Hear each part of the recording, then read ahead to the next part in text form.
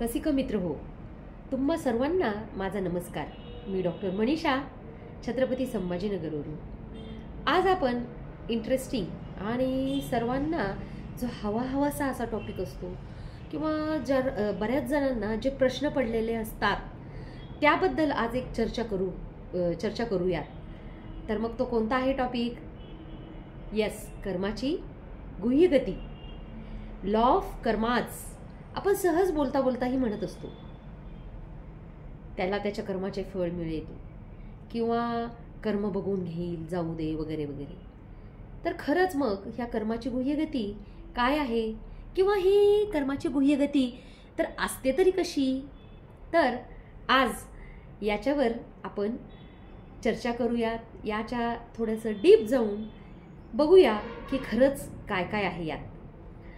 तर या जगामध्ये कर्म फिलॉसॉफीला घेऊन मनुष्याचे अनेक प्रश्न असतात. हे असे का? माझ्यासोबतच असे का? मी कोणाचे तर वाईट केलेले नाही, मग माझ्यासोबतच असं का घडतंय?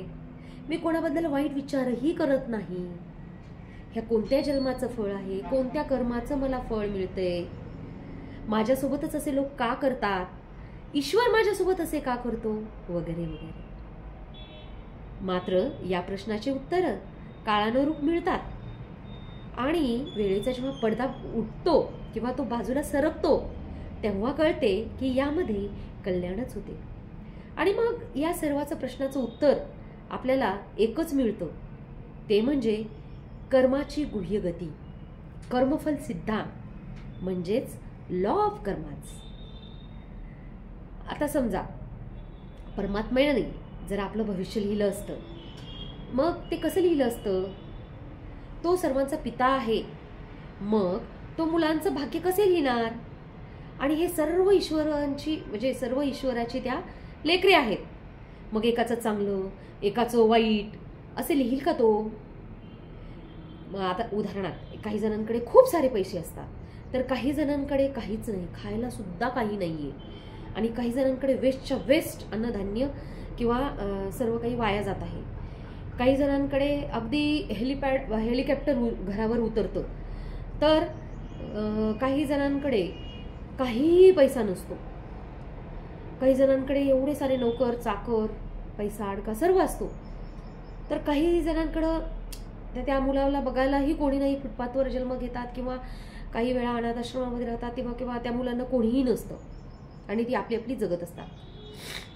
मग हे जर असं असेल तर आपण जर सर्व एका भगवंताची लेकरे आहोत, मग हा भगवंत, हा पिता असा लेकरामध्ये भेदभाव करेल का? आपण ऐकतो जसे कर्म तसे फळ.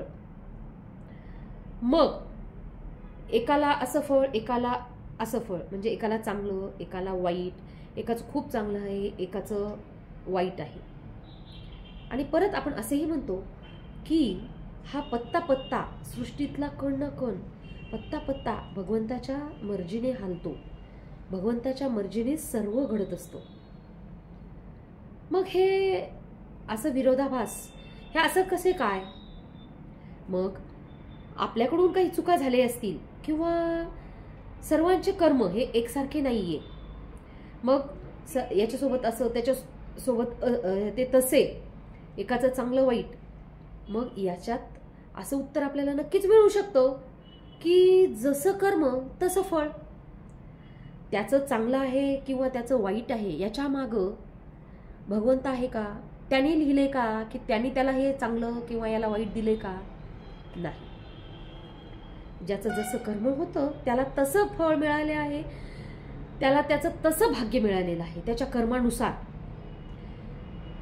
जीवनात काही समस्या किंवा काही आपल्याला परिस्थिती आली की काही प्रॉब्लेम्स आलेले आहेत, मग आपलं मन काय म्हणतं की असं का?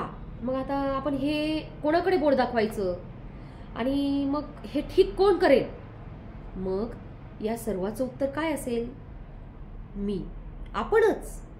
या सर्वांसाठी जबाबदार आपणच आहोत आणि हे सर्व ठीक पण आपणच करणार आहोत.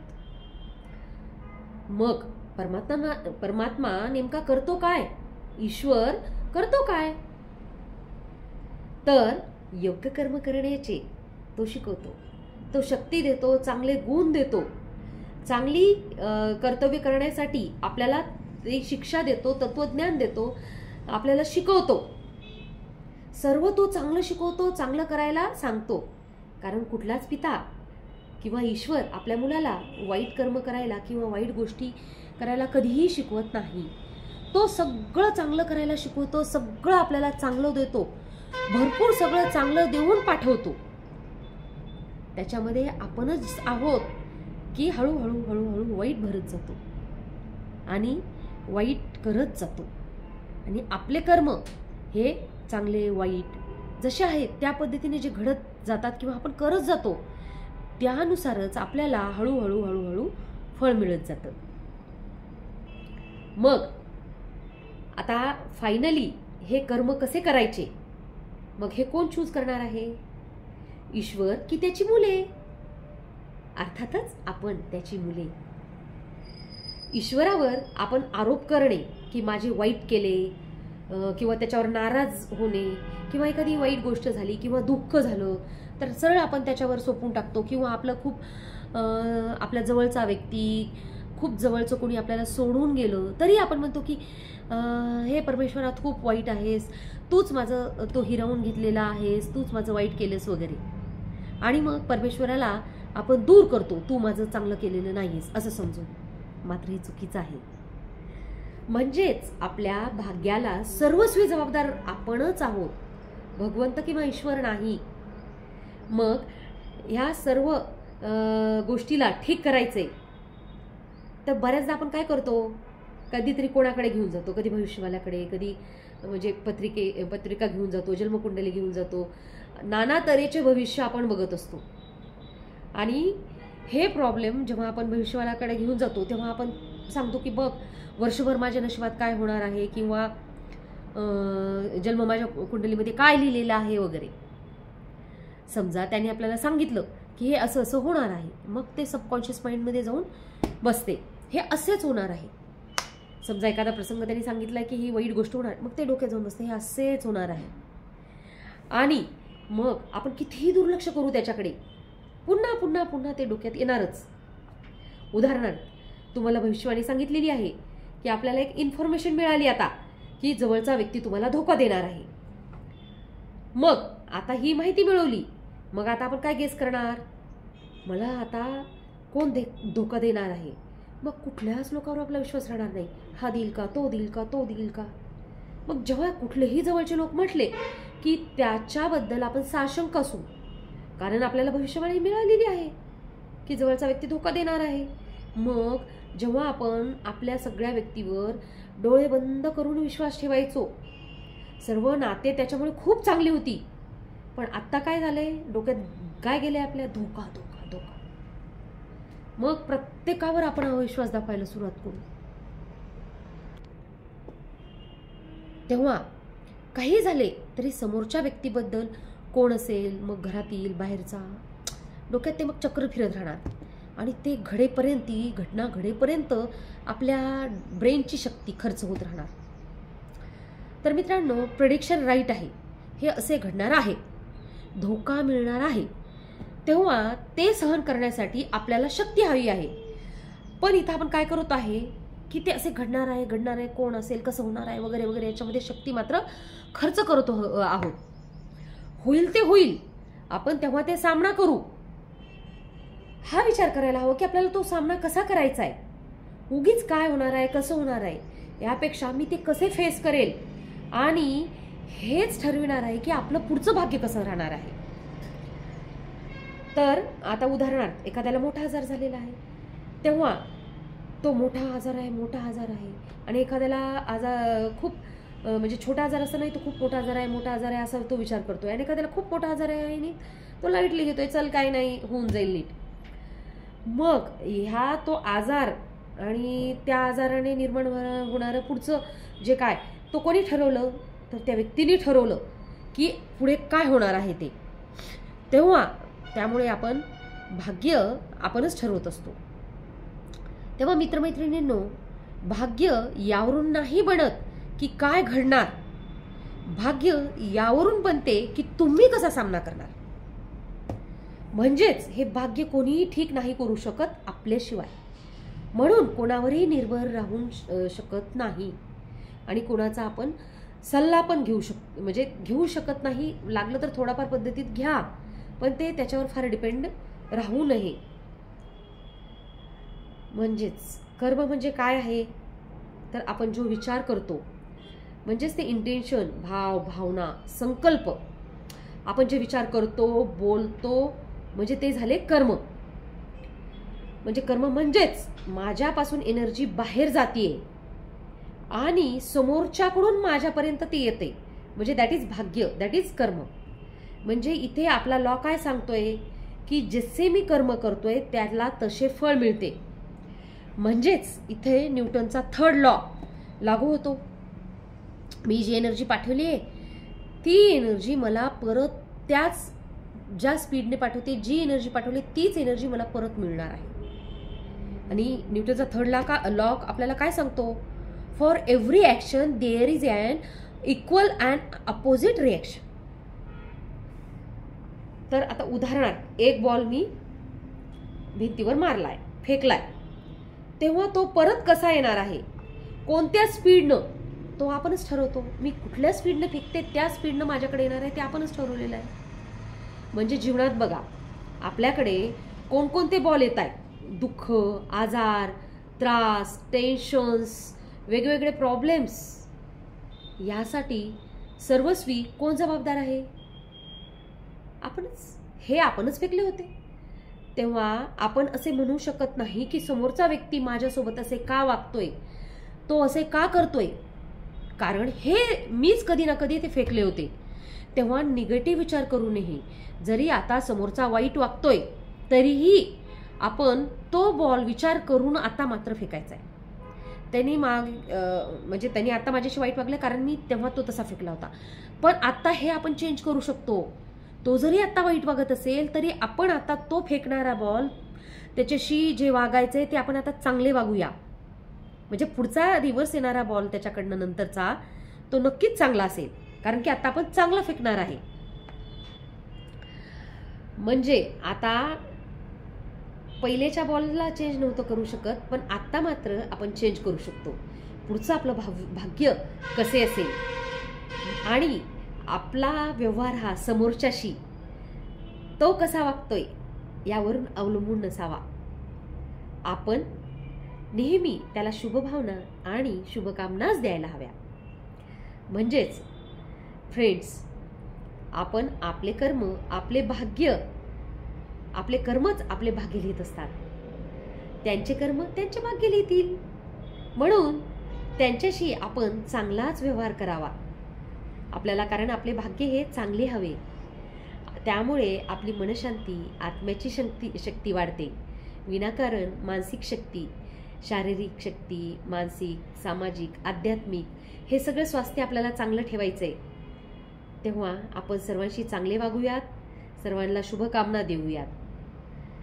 एक उदाहरण बघू आपण.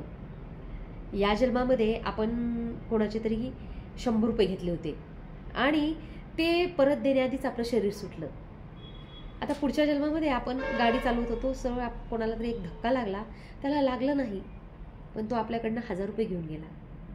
म्हणजे मागच्या जन्मेचा जो 100 रुपयेचा हिशोब होता, या जन्मात त्याने सूद समेत व्याजासकट 1000 रुपये घेऊन गेला. कुठलीही घटना घडत असते आपल्यासोबत, जी रोजची दैनंदिन कोणती छोटी मोठी चांगली वाईट, या सर्वस्वी आपणच जबाबदार असतो. ते आपण मागे केलेले असते. कुठल्या ना कुठल्या जन्मातलं ते संचित कर्माचं फळ आपल्याला मिळत असतं. आणखीन एक उदाहरण बघू. समजा 2 मित्र आहेत, दोघांनी एक व्यवसाय केला आणि दोघांनी इक्वल पैसे त्याच्यात गुंतवले. मग एकाने त्याला धोका दिला आणि समजा दोघांनी काही दिवसांनी शरीर सोडले. म्हणजेच आपल्या भाषेत मृत्यू झाला आणि परत त्यांनी जन्म घेतला. मात्र या आत्म्याला आता या जन्मामध्ये काहीच माहिती नाही मागचं. त्यांचा शरीररूपी ड्रेस चेंज झालाय. मग हा मागचा व्यवहार, एवढा मोठा धोका, एवढा मोठा हिसाब किताब पूर्ण करण्यासाठी आत्मा हे कुठे येणार? मग ह्या बरोबर आहे, अगदी जवळच्या नात्यातच, कारण त्यांना हा मागचा राहिलेला हिसाब किताब पूर्ण करायचा आहे. आणि हिसाब किताब हा ॲक्युरेट असतो. जन्मपत्री, कुंडली हे सायन्स आहे. जे जे आपण फेकलेले बॉल आहे ते परत येणार हे फक्त सांगते. रिटर्न जर्नी बॉलची हे सायन्स आहे. म्हणजे प्रेडिक्शन राईट आहे, जे फेकले ते परत येणार. पण बॉल आता फेकायचा आहे कसा हे डिसाईड करण्यासाठी मात्र आपण आत्ता ते भाग्य जे ठरवायचे ना ते मात्र आपण आत्ता ठरवणार आहोत. म्हणजे जन्मकुंडलीत पुढच्या काय असावं हे भविष्य कोण ठरवणार आहे, तर आपणच ठरवणार आहे. पुढची जन्मकुंडली कशी असावी हे ते आपल्या हातात आहे. उदाहरणार्थ एक टेबल आहे आणि तो उचलायचा आहे आणि कोणी म्हणेल की हा खूप जड आहे, कोणाला हा हलका वाटेल. मग हे टेबलाच्या वजनावर अवलंबून होते का, की ते उचलण्याच्या शक्तीवर अवलंबून होते? अर्थातच ते उचलणाऱ्याच्या शक्तीवर. म्हणून प्रेडिक्शन कसे आहे यापेक्षा ते मी कसे उचलणार आहे हे महत्वाचे आहे. म्हणून ते प्रेडिक्शन कसे का असेना मी माझी शक्ती वाढवली पाहिजे ते उचलण्यासाठी, ती समस्या झेलण्यासाठी. पूर्वकर्म पॉवरफुल होते, पण याच्याहूनही पॉवरफुल काय आहे, माझे आजचे कर्म म्हणजेच कुंडली. म्हणजे ओपनिंग बॅलन्स शीट ही कुंडली होती आणि क्लोजिंग बॅलन्स शीट म्हणजे अंतिम क्षण किंवा पुढचं ते काय असणार आहे, क्लोजिंग बॅलन्स शीट आपले आजचे कर्म. म्हणून मागच्या जन्मातील ओपनिंग या जन्मात कोणी लॉस घेऊन तर कोणी प्रॉफिट घेऊन ते क्लोजिंग करते. म्हणून महत्त्वाचे काय आहे की या जन्मात कसा बिझनेस करायचा आहे. म्हणजेच मित्रांनो, भूतकाळात आपल्या हातामध्ये नाहीये, भूतकाळ आपल्या हातात नाहीये आता, पण वर्तमान टोटली आपल्या हातात आहे आणि त्याच्यामुळे पुढचं भविष्य काय असणार तेही आपल्याच हातात आहे. तेव्हा आपले भाग्य कसे असावे म्हणजेच या जन्मातील हिसाब किताब आपण कसा ठेवायचा आहे, पुढच्या जन्मात तो कसा असणार आहे हे आपणच ठरवणार आहोत. म्हणून मित्रांनो, या जन्मातला हिसाब किताब इथेच मिटून टाका. व्यवहार सगळे पूर्ण करा, नातेसंबंध जपा. कोणाशी बोलणे बंद असेल ते आत्ताच चालू करा. चुकून जर शरीर सुटले, पुढच्या जन्मात हा प्रॉब्लेम घेऊन पुन्हा हा हिसाब किताब घेऊन पुन्हा तो मिटवत बसण्यापेक्षा तो आत्ताच मिटवा. शरीर कोणाचे कधी सुटेल हे कोणालाच माहिती नाही. अचानकचे युग चालू आहे. बघता बघताच म्हणजे आज दिसणारा व्यक्ती दिसेनाचा होतोय. मग हा जे कलियुगाचा अंतिम टप्पा चाललाय, जन्मोजन्मीचा हिसाब किताब अंतिम जन्मात संपणार आहे, संपवायचा आहे, संपणारच आहे. आपण जरी नाही संपवला तो विधिलिखित गोष्टी आहेत, होणारच आहेत. तेव्हा जेवढं होईल तेवढे आपण जे प्रॉब्लेम्स आहेत, ज्या गोष्टी आहेत, जे कोणाशी बोलणं बंद आहे, कोणाची हिसाब किताब वाईट आहे, चांगला आहे, आपण ते सगळं चांगल्या पद्धतीने मिटवायला हवा. सर्वांना क्षमा करायला हवी. कोणी कितीही आपल्याशी वाईट जरी वागले तरी आपण ते क्षमा करून टाकूया. कारण की आपल्याला आता हा सर्व क्लोजिंग बॅलन्स एकदम चांगल्या पद्धतीने क्लोज करायचं आहे. पुढचं आपलं सगळं वाईट जे आधीचं होतं ते मिटवून पुढचं सगळं चांगलं निर्माण करायचं आहे. उदाहरण बघू आपण.